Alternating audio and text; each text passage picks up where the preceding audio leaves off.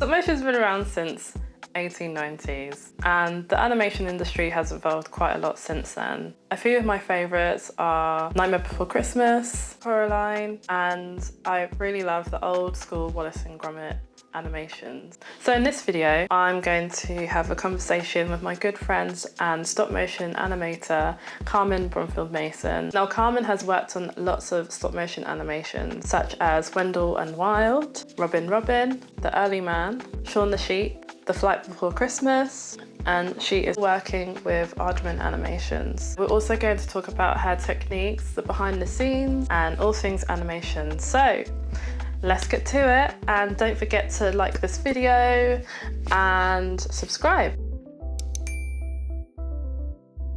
So here today I have Carmen Bromfield-Mason. Hello, how are you today? I'm really good, thank you. It's so nice to chat with you again. It's been a long time since we've done this. Yeah, the last time we did this was 2019 summer, pre-COVID.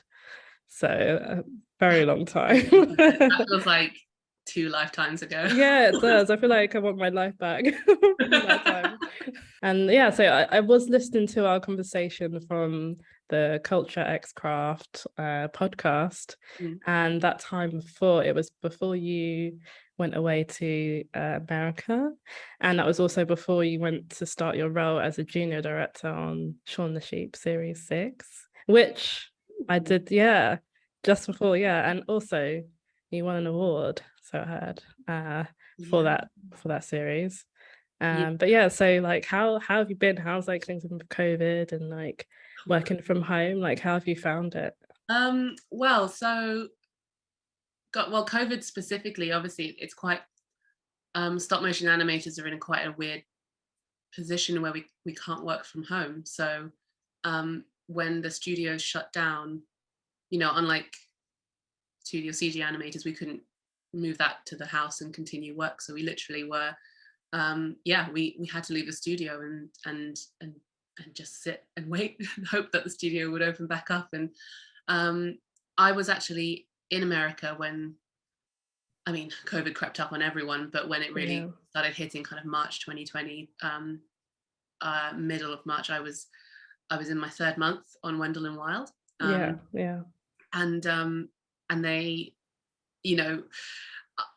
I kind of not really been paying attention personally. I kind of thought it was like just a thing that would go away, and I was just focusing on like the new job and the new city, new lifestyle, new country, like all these things, like trying to make a kind of life for myself out there. And then suddenly people were talking about washing hands a bit more, and I was like, okay. And then it was like talk about things getting bad in Italy, but then on the west coast of America, all that feels very far away. And then suddenly one Friday we came in and they were like, we're going to shut the studio down for 2 weeks. We're just going to do like a deep clean, and then you'll be back. And so we were like, okay, are we getting paid? And they were like, yeah, you'll get paid. And we were like, amazing, me in all my ignorance, I was like, yes. 2 weeks paid vacation in America, like that is amazing, because in America you get like, you don't even get that as a holiday. It's like the holiday out there is terrible. So we were like high-fiving, just like, yes. Go team. Exactly, like, oh, this is amazing. And I called my partner Rob, and I was like, if you can get out to America, you should come visit, because like I've just got 2 weeks off, and like we should go camping or something.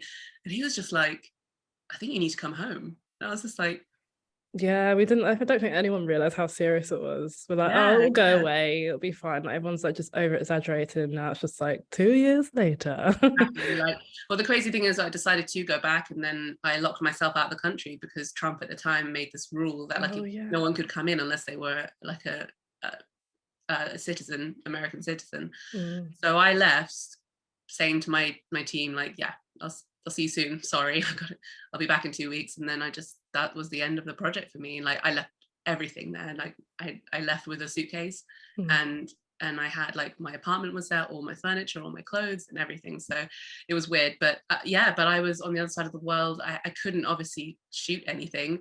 They did give me some stuff to do while I was here at home. I tested some some ideas for characters. So you've seen Wendall Wild. Yes, yeah. The souls that you see at the beginning and at the end that are on the fairground rides, Yeah. that are like 2D kind of Oh wow, yeah. paper. That's a beautiful design that they kind of asked me to look into how you would do that and what materials you would use. So I had some fun with that, and that kind of kept me busy for a while. Yeah. And I kind of managed to set up a very basic studio in the place, like in my house. Yeah.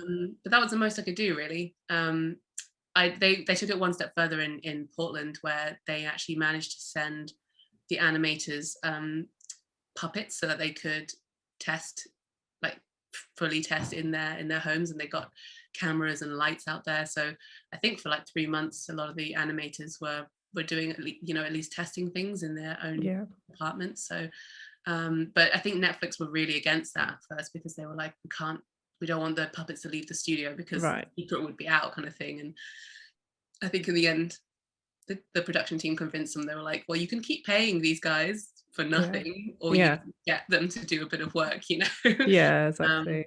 So that's it, really. So were you like the only one that actually went back to the UK? Was there quite a few people that went like to their home countries at that time, or did loads of people stay, or was it a mixture? I mean, I think there were a lot of people who had moved to America for the project. I think I was the only one who left, which I have mixed feelings about. Obviously, I'm like, oh, maybe that was a bad decision. But I think also, to be honest, I was maybe the only person at the time who had an inkling, or at least was being told by my family at home, that it was going to be way longer than 2 weeks. It turned out being 5 months before they went back to the studio. Yeah, that's crazy. So I think maybe a few of them probably wished they had, but then of course, like by that time, people knew that like you'd lock yourself out if you left, so it was kind of like you couldn't leave.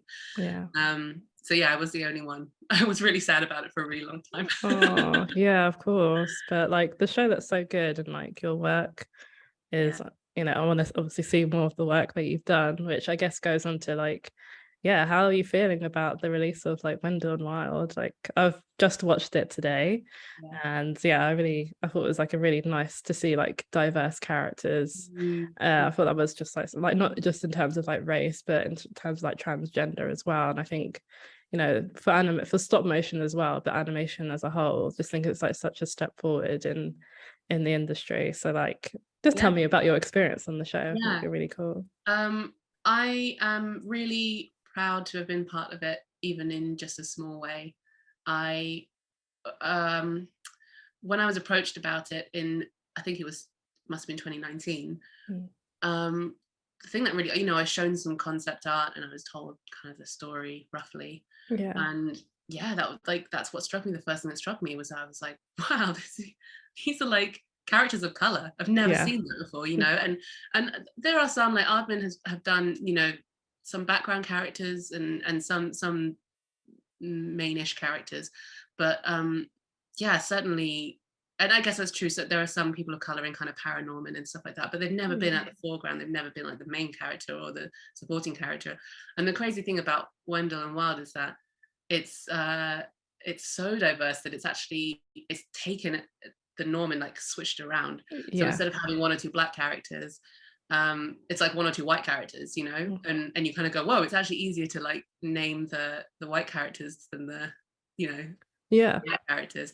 And like you say, like we've got a transgender character. It's not really important to the story, but that's kind of fine as well, like it's just the fact that he's a main character, he's important, and it's kind of touched upon, but it's not like a defining feature, which is really cool as well. I think we might have pretty much every demographic represented in the show.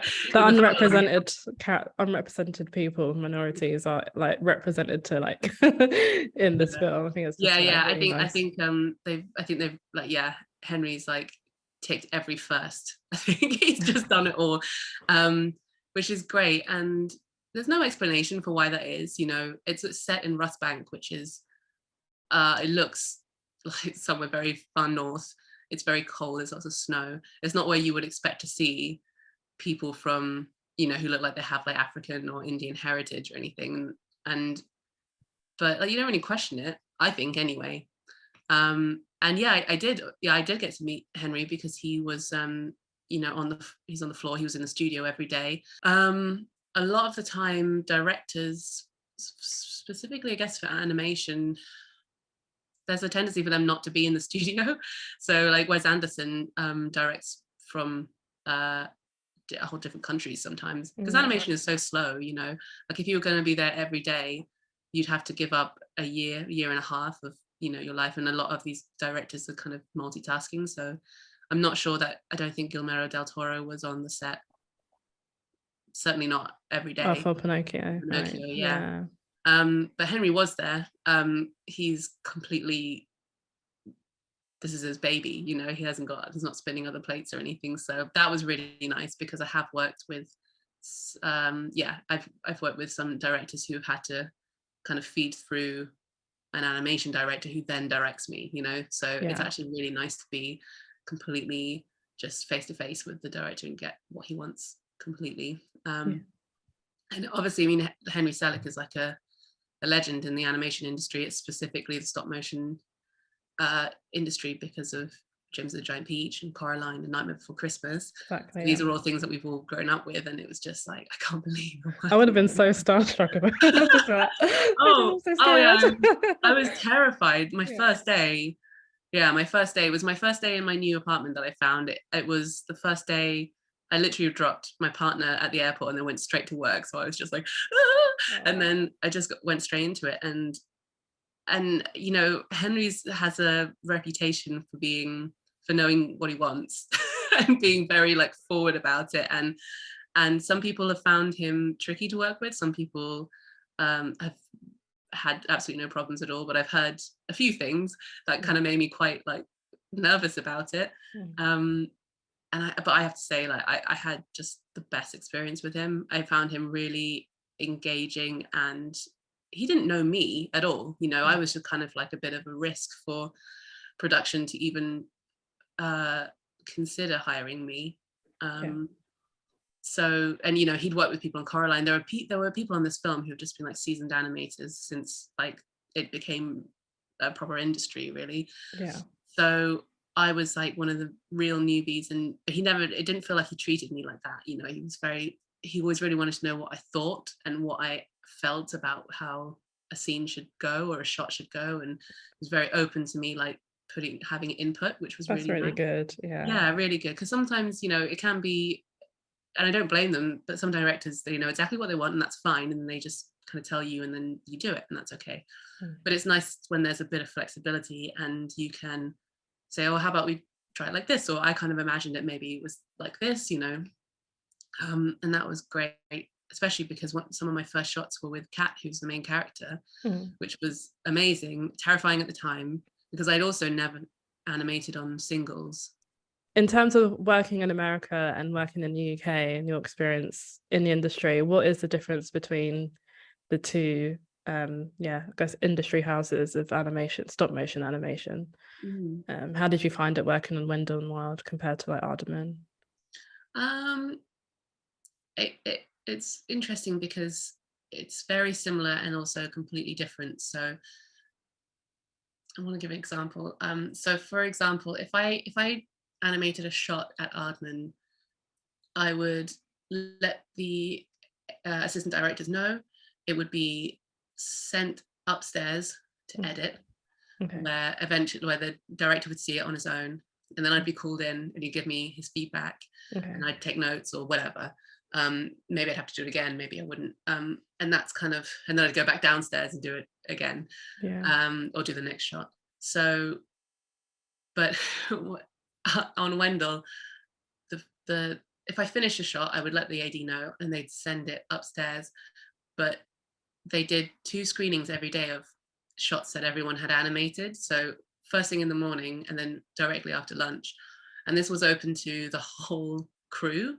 So instead of it just being me and the director, basically the whole crew, or everyone who had worked on that, you know, that who had been a set dresser or puppet maker or lighting on camera or whatever for that shot, would also be in the room. And we'd all watch it together, and it would be, and the director. So then I would stand at the back usually like this, just like super nervous.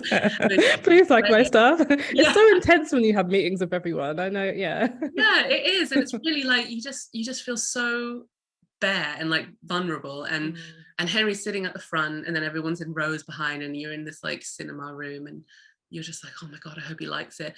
And if he does, I mean, the thing is, Americans are so nice, you know, like everyone's just like, oh, awesome, that was awesome, you know, even if it wasn't that good, which is so lovely, which is really lovely. But Henry wouldn't do that just for the sake of it. So if he liked it, it's really funny. He gestures a lot with his hands when he talks. He kind of speaks like this, and then when he's watching things or thinking, he's just constantly like, he's got his arms up in the air, and he's always holding his head. So you can see like the silhouette of him there, just like looking up and watching it. Processing. Yeah, processing. And then if he likes it, you'll see his arms get like quite excited, and he'll kind of say, oh yeah, that was great, blah, blah, blah. Kind of doing like a some kind of Muppet thing. But then if they just kind of stay there and nothing happens, or if they like drop, it's like you're like, oh no, he doesn't like it. I have to do it again or something. So you're just basically watching his silhouette, trying to decide if he likes it, and then you'll go into edit, and then he'll give you feedback. Okay. So there were things like that I had no idea were standard, and took me by surprise. And so that it's kind of the same thing but in a different way, and all the words were different, or same words but different meanings, right? So that was quite confusing, a little bit like American and English, you know, where like you're speaking the same language but words are different. Route and route, always. Yeah, exactly. Apron, sidewalk, blah blah. You know, I found out quite early on when I was there that what we call a rubber for like rubbing up pencils is what they call like condoms. Oh, okay. Yeah. So I was asking for like rubbers from people, and they were like, what? Why? This isn't appropriate. Yeah, the new girl is really forward. I was like, oh my God. So yeah, there's a lot of stuff like that I had to get used to quite quickly. But it's, yeah, you get used to a different way of working. And like I was saying earlier, the biggest thing I guess was that at Aardman I was working on doubles, so it was 12 frames, well, 12 animated frames a second, 24 frames a second, but so there were 12 poses every second, whereas at Wendall Wild it was 24 poses every second, so twice the amount of work basically. Okay. Yeah. And the effect is, it's not quicker animation, it's just smoother animation. And yeah, I'm not really a huge fan of it, to be honest. I just don't see the point. I think it might be good for certain shots and certain actions, but I find it a little bit self-indulgent and a bit unnecessary, you know. Right. Yeah. Because I mean, Aardman always does does it on twos, and I think their stuff is pretty great, and I think it works well. So yeah. But having said that, you know, Wendall Wild is interesting because Henry really wanted to explore the medium, and he actually mixed frames. So there were some shots that were on singles and some that were on doubles. Okay. So Wendall Wild are very like caricaturish and very snappy, right, cartoony characters, and they're on doubles. Whereas Cat is on singles a lot. Yeah, I think you can kind of tell, because I guess there's the moment of the underworld, and then there's the real world, so to speak. And yeah, I do feel like the flow of it actually, in terms of when you watch it, it does have like a slightly different feel. But now you say it in like more detail, I think you can actually see that, and it works quite nicely, I think. Yeah, I think so. I think why not, you know, it's a fun way of animating, and I think play with it, you know. Yeah experiment with it. I think that's what he wanted to do. Yeah. What was like your favorite shot that you animated? That sounds so like a bit of a biased question, but yeah, like what did you really enjoy? Like, you said that you animated the ghost on the ride, and I don't know what characters did you animate, I guess, or what, like, I think I only really got onto Cat because I think I was shooting kind of for like 2 months before COVID hit, and before that I was just doing testing to like get into animating on singles. Yeah, well, the ghosts I only did tests of, so my stuff Okay. isn't in there.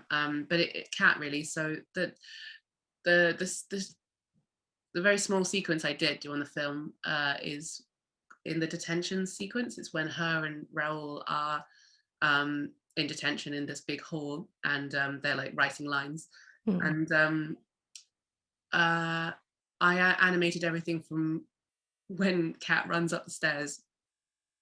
She opens the window, yanks down a load of bunting, Oh yeah, I rolls remember it that up, scene. Yeah, throws yeah. it out the window, yeah, Oh, and like jumps out damn. basically. So Yeah. that was me, and it's great because I can say almost all of that was my work, and it's so quick, but at least I'll have something for my show reel, which is nice.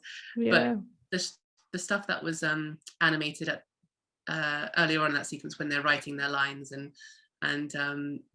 with the two penguin nuns, I think was animated by a fantastic animator called Amy Greenspan, who took over after me when I was here, basically in the UK. But I sent her some labs, so some video reference for Kat writing the lines. So that was something I could do while I was like locked out of the country. So I think I'll put them on my Instagram at some point. And it's quite nice to see those shots because it's kind of like, oh, that's me, you know. Even though I didn't animate it, but I act out of what I animate, so it's nice. Yeah, I did spot on your Instagram account that one of the shots that you did for the Christmas of the Shaun the Sheep. Right before Christmas. Yes, that's it. Yeah. The two like influencers that turn on the Christmas lights. Yeah, that's it. Yeah, and I got to act out being like a influencer. It's like, I do think not all animators like to record themselves. I don't actually really enjoy it. I don't like seeing myself and then watching it frame for frame every day. Yeah. But I think like I learned so much from acting something out.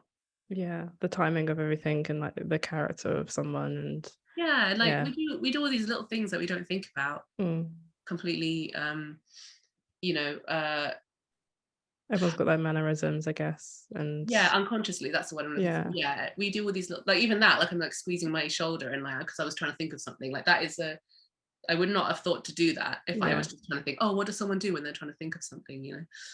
So I think it's worth it. What were you working on after when you came back, if you're allowed to say? I wasn't working on anything for a long time because I was kind of hoping to go back out to America, and I didn't want to start taking on work in case then I was suddenly like, oh, I can go back, and then I you know. But eventually I think I got asked if I wanted to do a bit of animation on a DFS advert for Aardman. Which was a Wallace and Gromit, which was great actually because I've never touched the Wallace and Gromit puppet. The OGs. I was like, oh my god. Yes, of course. It was a learning curve as well because they are really so heavily plasticine, like Wallace's arms, like his shirt sleeves are plasticine, and like the whole of Gromit is plasticine. So that was kind of a steep learning curve for me because I'm not really used to that. But it was great, and it was good to be animating again. And then I kind of rolled off of that onto Robin. It was just the last few months of that, and they were looking for like people to help with the push. And then Flight Before Christmas started, and then that's when I basically had to be let go of Wendall Wild because they were like, we need to fill your space. And so that was, but they held on to me for so long, and I really appreciated that they waited that long. But it did free me up so then I could say yes to Flight Before Christmas, and that was I was on that for 6 months, and that was cool.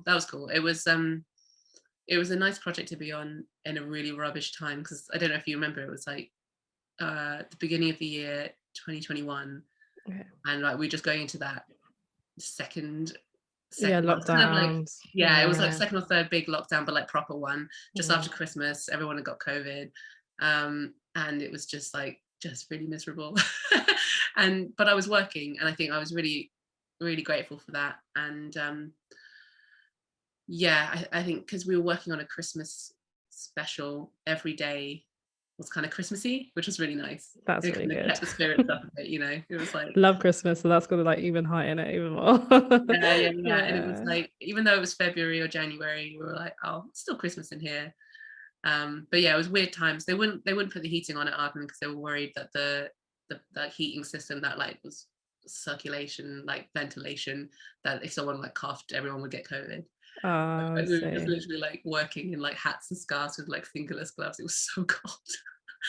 So I would yeah, have been so miserable if I were I was so miserable. So, like, I'm trying to make it sound like hilarious, but I was so grumpy. It was like not a good time. I used to just come home and like sit in a bath for like half an hour, just like warm up again. Wow. Yeah. But then like you feel like a bit of an asshole if you're like, can we have the heating on? I don't care if I get COVID. You know, it's like, this is about me. I'm cold. Yeah. Is there anything like over the 10 years that, you know, well, I say roughly 10 years that we've been in the industry for, like, have you seen a shift or like an improvement in terms of like the materials? Like, I feel like, yeah, There's definitely been a shift in the quality, I think, of rigging techniques, I guess. okay. I feel, materials wise, kind of in the puppets, I don't really, it's been the same for so long. I mean a model maker might be able to answer that question better and be like, oh, we use a slightly different silicone or something, but Right. as far as I'm concerned, I think it's pretty much stayed the same. Obviously, you know, Robin was felt, and that was completely different way of animating. It was having to change, go from sculpting to like needle felting was very weird. But I liked it. I really liked it. But rigging, I think, is the one for me where it used to be kind of, you'd get I guess for people who don't know about rigging, because not everyone does, you know, you have a puppet. Sometimes puppets, they can't stand on their own. They can't walk without help. So rigging is the kind of invisible frame, or kind of, sometimes it looks like an arm or a tail that comes out of like their bums or something like that. And it's kind of grounded in the ground. You move it along with them, and it means that they can jump in midair and get held and all that kind of stuff. So it used to be that maybe you'd get like a rig that was just kind of a ball and a few joints, but now, you know, if you say to someone, my character needs to go up, down, left, right, kind of all the axes, and they'll give you this amazing like rig system that has handles that you can kind of really, really gently turn, and then things will happen. Just, you'll have all your axes, but just really subtly. And it means that you don't have to like force things around, and everything is really much more controlled. And that's allowed us to do some really delicate animation, I think. So once you have a really nice rig, you can do like breathing or whatever, you know, and you're not like fighting with it all the time. So yeah, because I did read on one of your descriptions how you had to like drill a hole in one of your sets so that the character could like step back, but it was like in between everything. I'm just like, wow. It's like you don't really think of like the physicalities of like, when that comes through with stop motion. I think like, that bit just needs to be like appreciated like so much more. Like every foot that makes contact with the ground, there has been a hole that's been drilled through the set, and then a thread has been connected to the foot, and that's how it's held there. It's like, and then that sometimes that's a pain, because you've got to like get in between some really tiny bits of set, and you have to like, I hate tie downs like because they're really necessary. Otherwise your character's feet are going to be floating all over the place. But it does take a lot. You have to be really patient, and just you have to have a nice clean new drill bit that can just drill down really like sharply, so that you don't have this like shaking drill that's like rattling your whole set. There's a lot of that. The ideal thing is to have a character from the waist up doing because then you don't have to do that. And a lot of the time you'll find like shots have been designed that way, so that you don't have to think about the feet. Very cool. So with the 10 years of like being in animation, I say 10 years because that was when we graduated from Bournemouth. Can you Yeah, believe? I know. And Next year though, right? Oh no, this year. It was yeah, this year. 2012. And we did our talk 5 years ago at Bournemouth.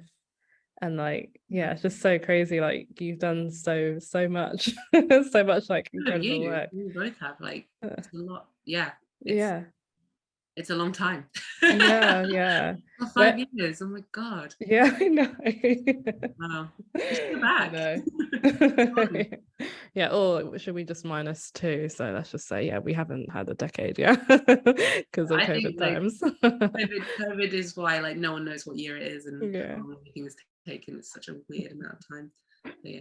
We had a conversation where Netflix, we were so like happy about like Netflix and how like things were going with Netflix and them giving like so many like animation shows like the freedom to do what they want to do. But I guess the world of streaming has changed so much as well now, and now like Netflix aren't like the streaming gods, so shall we say.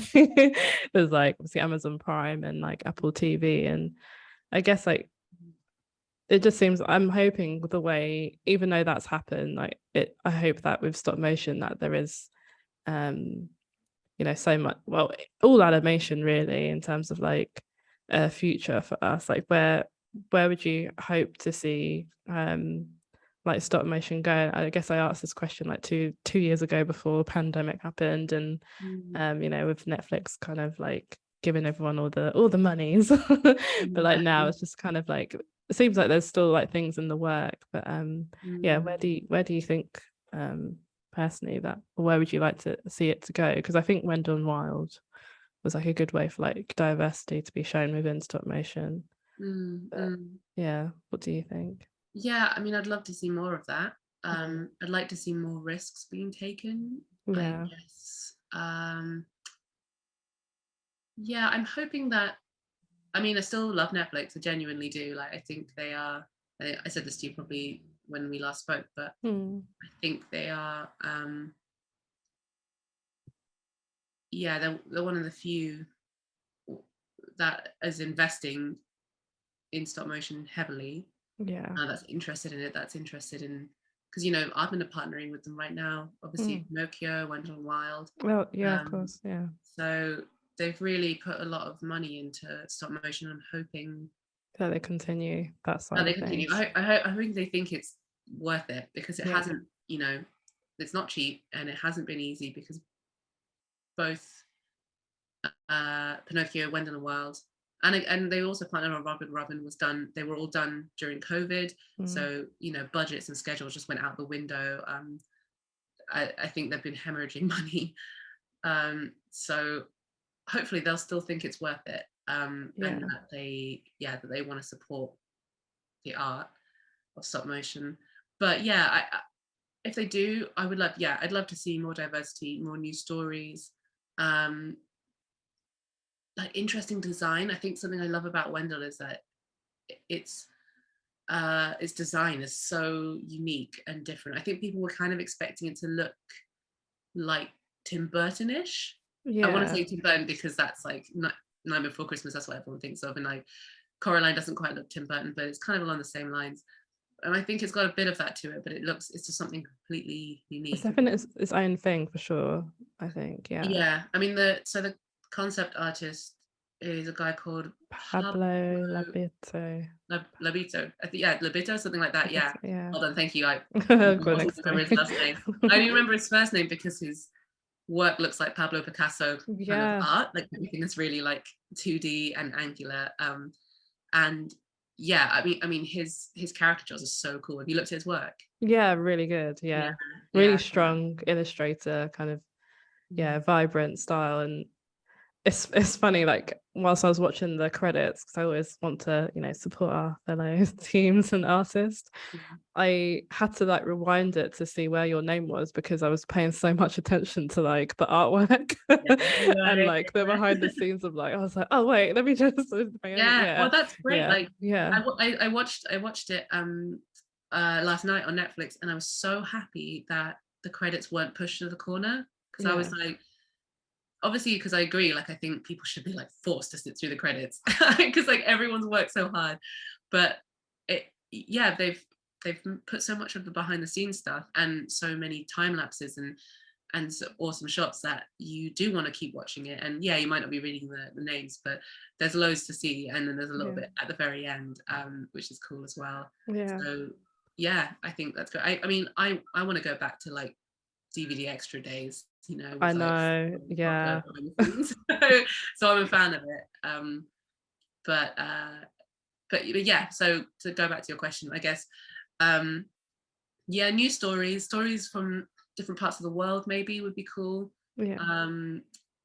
Yeah, diverse, believable characters. And I think this is, you know, I think a lot of people to whom you know, diversity isn't really an issue for them, i.e. like they are maybe like white Caucasian, they just haven't thought about the lack of it in stop motion. I'm hoping that they'll see Wendall Wild and be like, oh my god, I don't think I've ever seen a stop motion puppet who's African American, you know. Maybe they'll be like, okay, this is something that I'd like to see more of.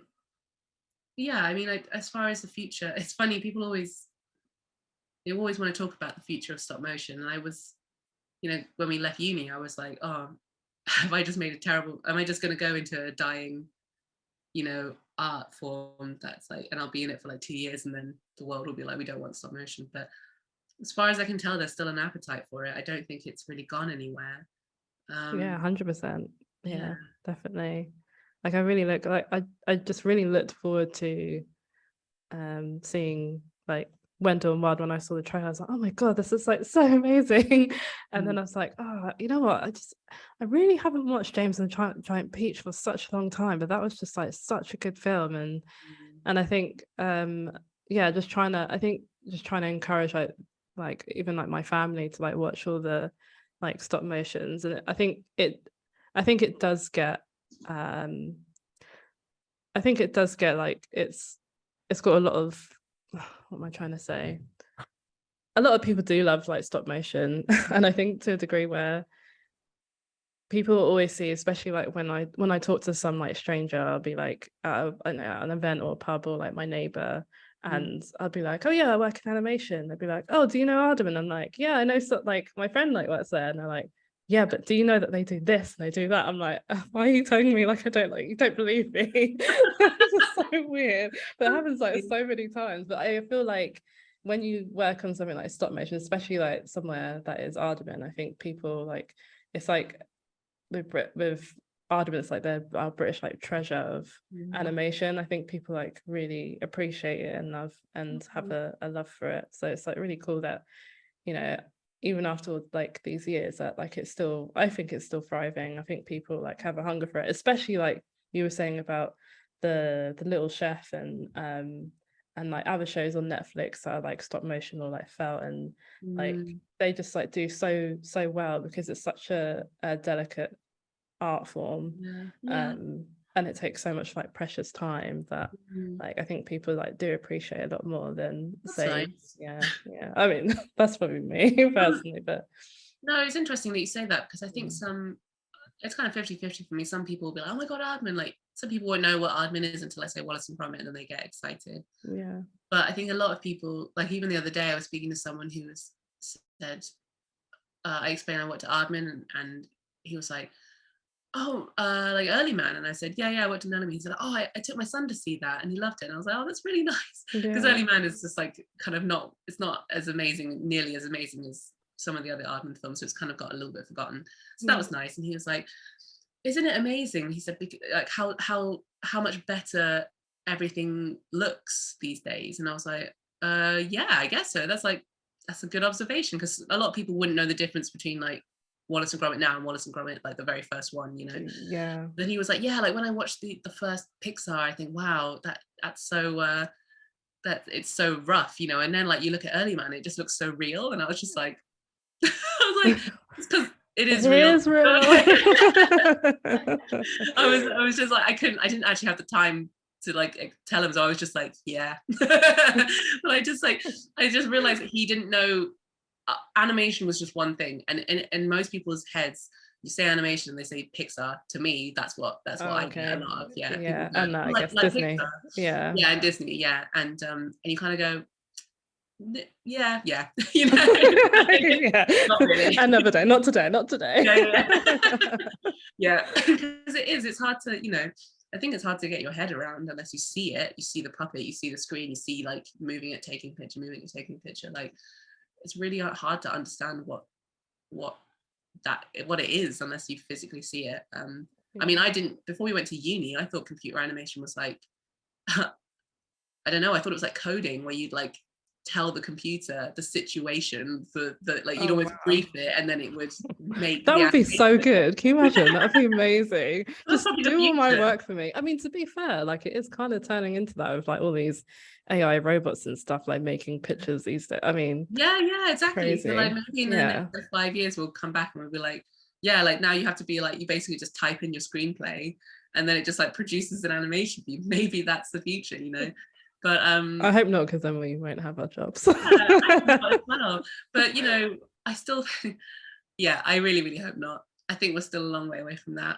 I mean, people are talking about that with live action films. I just don't see the point. If it's not story told by a lot of people, I don't know, like, that's what we want, isn't it? We just want to sit around a fire and have stories told to us. Yeah, Exactly. I mean? Yeah, I mean, I guess that's definitely what like Netflix has shown us, that everyone wants like more they want to like have that, especially maybe because of COVID. It was like escapism, like to max, so it just like took over. Yeah. It's really interesting you say that, because I don't know about you, but when COVID happened and people, only key workers were working, I thought, oh, this is like the end of my career. I just thought, this is going to highlight that what I do, what you do, what the people in our industry do is not important. It's not like important. It's like, you're not a doctor, like no one needs you. And I thought, this is going to be like, there's going to be no demand for anything, because but actually the complete opposite thing happened, where people realized that if you take everything away from life that makes the like the joy of it, so like food, drink, like going out, dancing, live theatre, live music, all that kind of stuff, you take all that unimportant or not key work away and strip it down to just like the bare essentials to survive. So doctors, street cleaners, whatever, then life is really, really boring. and kind of in a way like, it's just, and it's kind of depressing, right?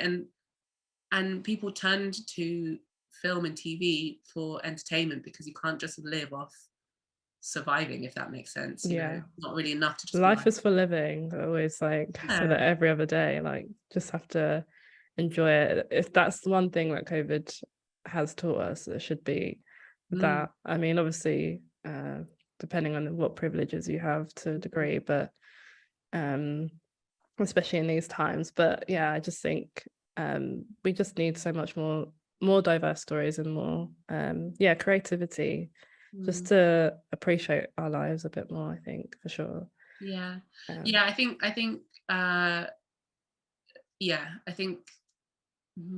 think more stories. I think it's the last few years have been proof that it feels like there's been an active effort to try and represent people in films across the board, which has been really exciting, like really, really exciting in a big way.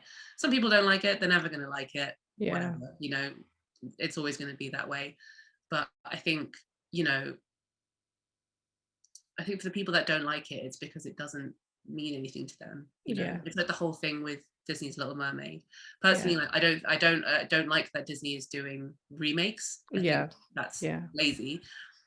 But the new Little Mermaid obviously is a woman of color, and what Wicked, why not? Like, that would have like, the Little Mermaid was a big part of my childhood, like huge. Same. And like, I spent so long pretending to be her, and I guess I didn't really think that much about, I didn't worry that I didn't look like her. I had like that imagination and like whatever, but to have seen it, I think would have been really empowering, and it obviously is for a lot of little girls. And I think that is why it's so important. And it's going to be so interesting to see when those little girls who are watching that now like grow up and then the next generation, 100%, like what are they going to be doing, and what are they going to be empowered to produce creatively is really exciting. I'd like to see, I think it will happen. I'd like to see more people of color higher up in animation. But I also believe that it's not so much a case of just putting people there for the sake of it, if that makes sense. It's like there's equality, then there's equity, where it's just like some people just need a bit more of a push up just to help them get there, but like you can't just like drop people in and just expect to just like magically know everything, or and I think just like purposely put in someone that doesn't maybe like feel confident or what they're doing, and then they'll be like, oh well, see, that person's bad, so that must be like everyone else is, it's like it's just like just doing it in a sense where making sure that the right people get that push and get a bit more assistance and help. A good example is I've been doing this stop motion course, it's all online now. It came from COVID because I used to do a 3-month face-to-face thing, but it's very expensive, and it's kind of like you had to just be able to take 3 months off and not get paid and do this course. So obviously, like you had to have some kind of financial security or some kind of privilege in that way. But they started this online course, which was a fraction of the price, and they got mentors in, so me and a few of the other animators would kind of like log in once a week and chat with the animators and the students. And it's been really, really popular, and they've started doing a couple of bursaries for it, for people who come from different backgrounds but have not got the means to pay for a course. That's really good. Which is great. And I think that's kind of a great way of approaching it, because it's not like this is like what's important right now, this is what's like trendy and woke now, like we need to like throw someone in, like you say, at the deep end without the proper training, where they're basically probably going to fail because it's like too much stress too soon. But like grassroots, kind of focusing on opening up to people there, and then seeing where they'll go from there, so it's really nice to see Aardman being active about that. Hopefully more studios are doing the same or will follow. There's definitely a way to do it, and I do think that it's important to do it at all levels, because I think there is that tendency to do it at just like junior levels. But I know that actually you ended up doing obviously the Shaun the Sheep like junior director role. Like how did that like push you forward, I guess, into like your current roles, or did it like I'm assuming obviously help? But it's interesting because I battle with it sometimes, because it obviously it was a really good opportunity. They kind of, there was this trainee director role, which meant that I just had 1 episode and instead of like 5 or 6 like some of the other directors did. And I learned loads, and I was really pleased with how the episode came out. But I came away from it not really knowing if directing was what I wanted to do. It's hard work, obviously, and it's just a lot of responsibility. And this is why I struggle with it, because I kind of don't want to be like, oh, it's too much hard work, and I feel guilty. I'm like, well, I am the only, as far as I'm aware, no, that's not true actually, I'm not the only animator of color. I'm the only animator of color in the animation team. There is one in the assistance team. And I kind of feel like that the pressure to push higher, because I'm like, gotta represent, people, gotta be there, like gotta push. But then actually I had like a conversation with myself, and I was like, well, I wasn't entirely happy directing, and it was okay, it was fine. But when I'm animating, and the end of the day comes around, I just put my tools down and go home and just like enjoy myself. When you're directing, you wake up at like 3 a.m. and you're like, oh my god, I didn't do the thing where like, you know, it's just like really stressful. And that was just one episode on one series of Shaun the Sheep. So I kind of have to really think about if I want to do it properly, and if I do, like really pour myself into it. Maybe if the like conditions were right, maybe if I had a co-director on a bigger project or something, I would be up for it. Yeah. But I really missed animating actually when I was directing. I really missed it. So I got to do a few things, but so yeah, I think what I've taken from it is I feel like it's made me a better animator, because I know how it feels to be on the other side now. Right. So that's interesting.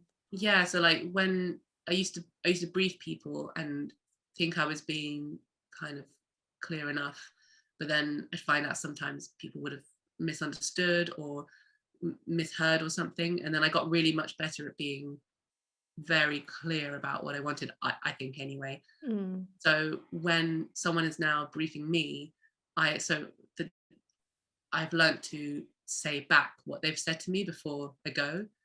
Okay. Just bullet point, like, so just to go over it, this, and this, and then it's like, I know how good that feels as a director for someone to just double check that they know, they understand you, okay. and then before they go off, kind of thing. So that's a long way of saying, basically, when I was directing, I like a few people did things that I found really helpful.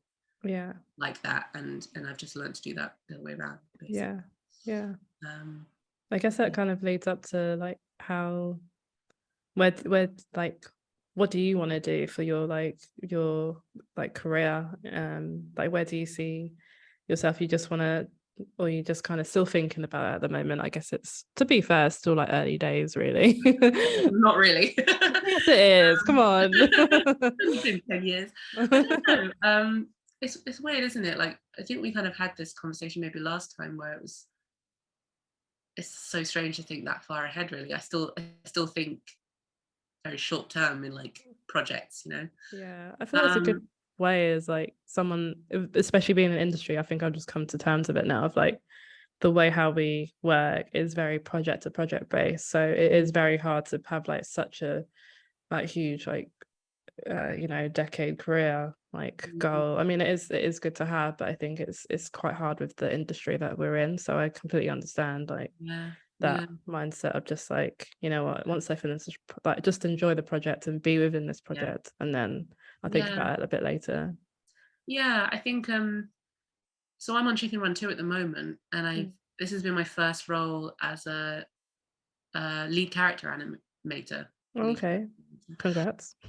Thanks. And that's actually been a really nice medium for me, because it's not anywhere near stressful as being on the director side of things. Yeah, you've got a little bit more responsibility than an animator. So, you know, I can't say who it is, but I've got one of the characters who's a new character in the film, and I didn't get to design her or anything, but I came in once she was designed, and I just figured out what her personality was. So I figured out how she walked, how she stood, what her mannerisms were, kind of thing. And now I kind of take ownership for her. So if someone starts shooting with her, they can ask me how her hair should look or whatever, you know. And I love that. So I'm really enjoying that. I'm hoping I can do more of it in the future. I'm also really enjoying doing this course, this Aardman Academy course I was telling you about earlier. And mentoring on that is really nice, because you get to meet all these people who are so enthusiastic about animation and like so excited about talking to you about what they've animated. And it's good because it's so easy to forget how fun what we do is, you know. And just be like, oh, Monday, and it's like, no, this is good, you know, this is really good. So I love it. So I maybe more of that. I don't know. Maybe it's more of that. Maybe like more lecturing, or when I say lecturing, you know, like what we had in uni when you're like a guest lecturer or something like that. If I could get into that would be great. Yeah. Because obviously I like to talk a lot. No, it's good. It's good. I think like, because you need to have that person that's going to be like enthusiastic about you know, the medium at stop motion, and just be like really helpful. I guess on that term, like how would you get on, like for someone that doesn't know about the course, like how would you sign up, or like is it yearly, is it like bi-monthly? So if they searched Aardman Academy, I'm sure it will bring everything up. There's two courses, there's stop motion 1 and stop motion 2. Stop motion 1 is really your back to basics, like starting with like a penny slide and then a ball bounce and working your way up to animating with a full armature. That gets provided for you. And then the stop motion 2 is focusing more on character animation and lip sync. So you're kind of getting more into the real character working stuff. I think there's 1 or 2 each a year. Okay. I know that the next stop motion 2 is starting January 23. Is that next year? Yeah. Yes. Yes. And then there should be another stop motion 1 next year as well. So yeah, look it up. It is fun, and you get an armature that you get to keep from it as well. Oh, that's cool. Talking about things to keep, you have a thing to show. I have things that I've kept. So I'll bring it over. Hold on. So when the film was finished, when they finished animating, I think it was earlier this year. Just Wendall Wild. It's Wendall Wild, Okay, yeah. All the crew were given this, which was, I don't know how well you'll be able to see it. Oh, I can see yourself there. Oh wow! Oh yeah, I can. Hello. So that's really cool. That's lovely. So it's a frame with all the kind of main characters' heads in, and it was like they'd sent it to me, and I couldn't believe it because this I'd left like, I think it had been 2 years or something, and I was just like, I can't believe you remember me.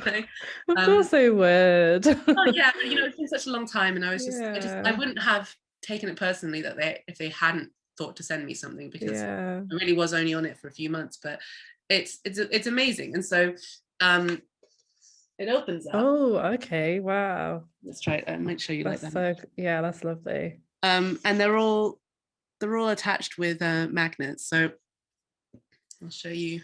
Let me see how I can do this. Yeah, that works. Oh, well done. So the mouths come off like that. Yeah, that's really cool. So this is how their expressions change, and we get a box of kind of different expressions like that, and then you just put them on. I never got to animate Wendall and Wild, which was a shame, because they just look like such fun characters. I mean, Key and Peele are just amazing, Yeah. And I think they are one of the best things about the film. Just that kind of, you can feel the amount of silliness and improv that must have gone on when they were filming, Yeah. That's awesome. Have you heard much from the team, like in terms of the release of the show, or was it a lot of it through Instagram, just obviously celebrating the release of it. They had a screening in Portland, and and people now can release all their stuff, which is great. So at the moment people are showing all their behind the scenes and all the shots they did. So I've been chatting with them a lot, and now actually a couple of people who worked on that film are now at Aardman working on Chicken Run. Okay. So it's really nice to see them again. Yeah, that's really good.